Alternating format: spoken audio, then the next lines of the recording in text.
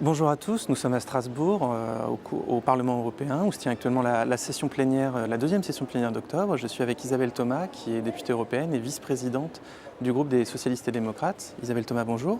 Bonsoir. Vous avez eu cette semaine une semaine assez chargée, puisque vous avez eu deux rapports, enfin un rapport et une résolution plus précisément, qui ont été adoptés au cours du Parlement. Je propose qu'on revienne un petit peu sur ces dossiers ensemble. Le premier qui a été adopté mardi, c'est un rapport d'initiative que vous portez depuis plusieurs mois déjà, qui préconise l'harmonisation des contrôles de pêche en Europe. Alors, est-ce que vous pouvez nous en dire un mot, sachant qu'il a été voté ce mardi par 581 voix pour et 59 contre, donc un très beau vote. Oui, effectivement, parce que je crois que c'est une préoccupation que partagent à peu près tous les Européens. L'idée vient du fait que quand je visite les pêcheurs sur les ports, j'entends toujours la même rengaine, celle qui consiste à dire oui, mais les contrôles des pêches sont beaucoup plus sévères ici que chez les voisins. Et je me suis dit, bon, est-ce que cette rengaine est une rumeur ou est-ce qu'elle a un fondement? Et donc, j'ai demandé à la commission de la pêche qui m'a soutenue de pouvoir enquêter en quelque sorte sur l'application du contrôle des pêches. Et effectivement, je n'ai pas été très surprise, mais quand même, il y a un monde entre le règlement contrôle qui est censé être appliqué partout de la même manière, puisque il est unique et il est applicable partout dans tous les pays, dans tous les États membres de l'Union, et la manière dont il est appliqué d'un endroit à un autre. Et notamment, on peut soulever toute une série de différences, par exemple sur les peines encourues. Parfois, les sanctions sont pénales, parfois elles sont administratives. On peut également constater que les corps de métier qui procèdent au contrôle, en France, on a les affaires maritimes, la douane, la gendarmerie maritime, etc. Plusieurs corps différents. Plusieurs corps différents. Dans d'autres pays, il y a un corps unique. Parfois, on contrôle de l'assiette, du filet à l'assiette. Parfois, il y a des maillons de la chaîne, on va dire, qui ne sont pas vraiment contrôlés. On a même des instruments de contrôle, par exemple, pour calculer la maille du filet, qui sont différents d'un État à un autre. Donc forcément, ça justifie, on va dire, le sentiment d'iniquité, d'injustice qui prévaut dans la tête de beaucoup de pêcheurs, même si je ne suis pas sûre de pouvoir dire qu'il y a un pays où c'est plus sévère qu'un autre, mais en tout cas, ce qui est sûr, c'est que ça n'est pas identique partout. Ce diagnostic que vous avez un peu mené grâce à votre enquête vous a amené à avancer plusieurs préconisations dans votre rapport. Oui, beaucoup même. D'abord, la première d'entre elles, c'est un référentiel identique pour l'ensemble des contrôleurs, quel que soit le pays. Deuxièmement, nous préconisons plutôt un corps unique de contrôle plutôt que d'assommer les professionnels avec des contrôles différents qui peuvent intervenir le même jour ou en tout cas dans la même semaine et qui vont se répéter sans raison. Nous préconisons également dans ce rapport d'avoir des formations identiques pour les contrôleurs.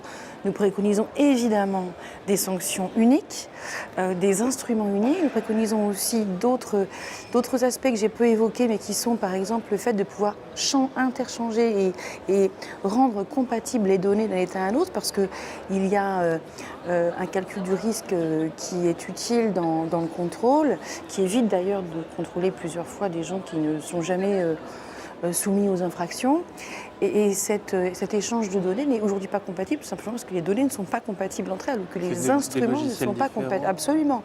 Bref, toute une série de préconisations, aussi bien technologiques que de formation, y compris d'ailleurs la formation des pêcheurs, car il n'est pas normal que les pêcheurs soient... On a un règlement contrôle qui est une espèce de... comment dire, de Rubik's Cube, ou en tout cas de... oui, une sorte de...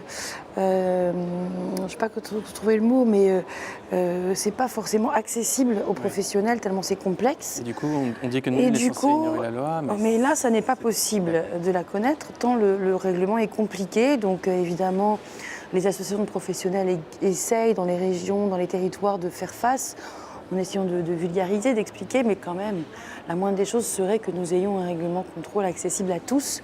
Donc il y a une vulgarisation, une simplification, parce que c'est un mot à la mode en ce moment, simplification de ce règlement qui m'apparaît nécessaire. Et comme ce règlement est en place maintenant depuis plus de 5 ans, il va être revu par la Commission européenne, qui a le pouvoir d'initiative réglementaire.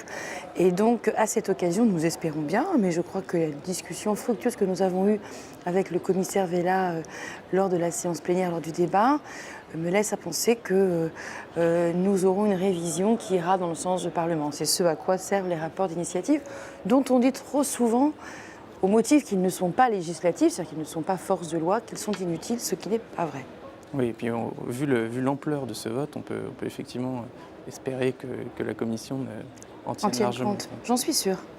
Le deuxième sujet qui a rythmé votre semaine et qui a fait l'objet d'un vote également ce midi, c'est donc un sujet qui porte plutôt sur votre seconde commission, la commission des budgets.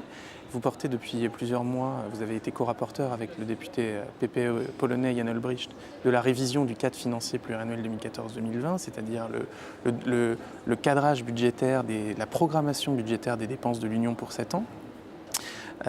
Vous portez cette révision à la suite d'une première proposition de la Commission. Vous avez proposé une nouvelle résolution cette semaine. Est-ce que vous pouvez nous expliquer un petit peu tous les enjeux autour de cette petite bataille budgétaire qui est en train de se mettre en place? En fait, dès que je suis arrivée en commission des budgets en 2014, j'avais l'ambition de résoudre cette équation budgétaire qui déjà était depuis des années problématique puisque on est dans un sous-dimensionnement structurel du budget de l'Union européenne qui représente 1% du revenu intérieur brut de l'Union européenne, donc qui est minuscule et qui ne permet pas de répondre à tous les grands enjeux et dans toutes les grandes priorités européennes.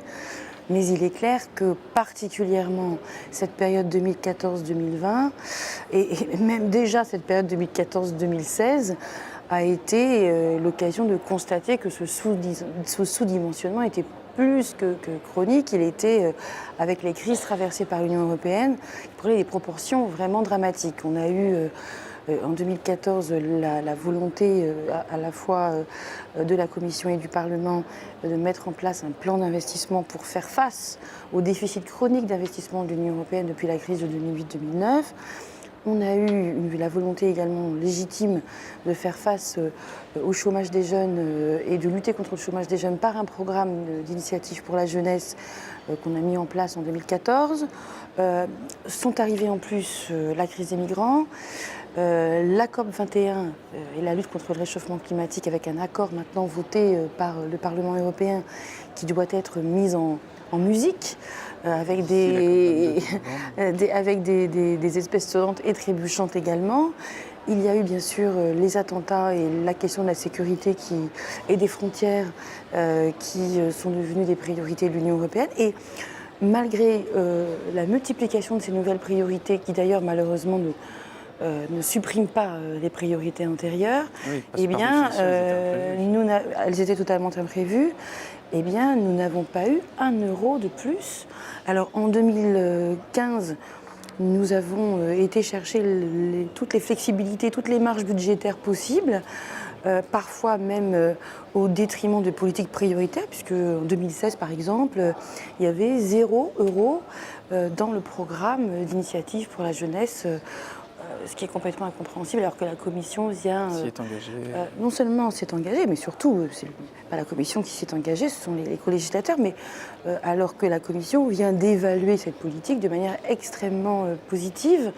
Donc c'est un succès, et on avait 0 euro en 2016 pour l'abonder. Donc vraiment, nous sommes idem, on a eu un problème énorme avec la crise du lait, la crise agricole des éleveurs laitiers. Et on a été obligé d'établir des coupes budgétaires sur la recherche, sur l'investissement sur les infrastructures, enfin bref, des trucs qui sont absolument improbables dans le contexte où nous sommes. Donc il faut réduire à la fois ce problème récurrent du budget de l'Union, et pour ça il y a l'urgent et il y a le moyen terme. L'urgent, c'est de trouver les moyens de faire face à ces priorités, parce qu'on ne peut pas continuer à dire dès qu'on sort, dès que les États membres finissent un sommet de l'Union ou dès qu'une crise apparaît, annoncer que c'est une grande priorité mais mettre 0 € en face. Et on ne peut pas non plus continuer à se lamenter en disant c'est la faute du Conseil, alors que il faut savoir que malheureusement, depuis maintenant plus de 10 ans, les ressources du budget de l'Union sont structurées de sorte que l'essentiel provient des États membres. Et donc on se retrouve dans une situation schizophrénique où les pauvres États membres, si je puis dire, ont le choix entre piocher dans leur budget pour abonder le budget de l'Union ou alors laisser la pénurie absolue au budget de l'Union. Ça n'est plus possible. Il faut donc que nous trouvions de nouvelles ressources budgétaires. C'est pas la première fois que je le dis. Ça fait. C'est un combat que vous portez depuis longtemps. C'est un combat que je porte. Les fameuses ressources propres. Et là, on voit bien qu'on est arrivé. À un moment donné, on dit toujours les Athéniens s'atteignent. On est arrivé à la quadrature du cercle. Soit on arrive, et c'est d'ailleurs ma volonté dans la négociation que nous allons avoir avec le Conseil, que de mettre cette question dans les priorités.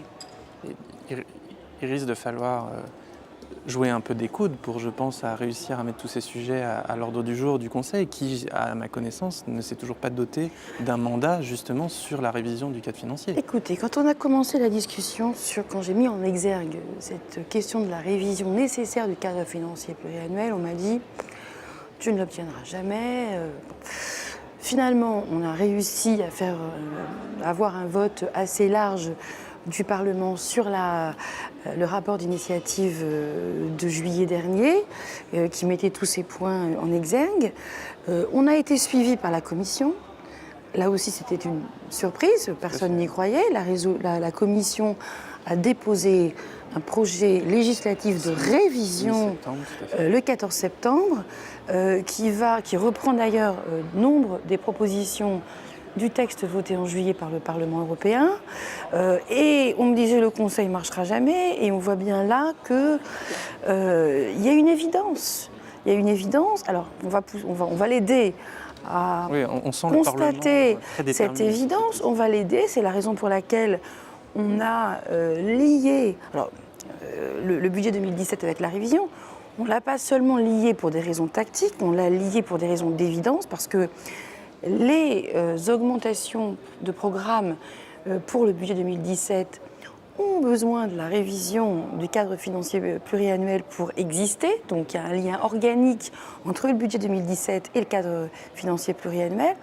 Mais je serais assez hypocrite si je n'avouais pas qu'il y a aussi des raisons tactiques. C'est-à-dire qu'en gros, on dit au Conseil, on ne votera pas le budget tant qu'on n'a pas obtenu ce qu'on voulait sur la révision. Ce qu'on voulait, après il y aura des compromis, mais c'est un peu la manière du Parlement qu'a trouvé le Parlement pour se faire mieux entendre que d'habitude. Ce vote du budget dont on sait que c'est finalement un des rares malheureusement pouvoirs dont dispose le Parlement pour faire pression.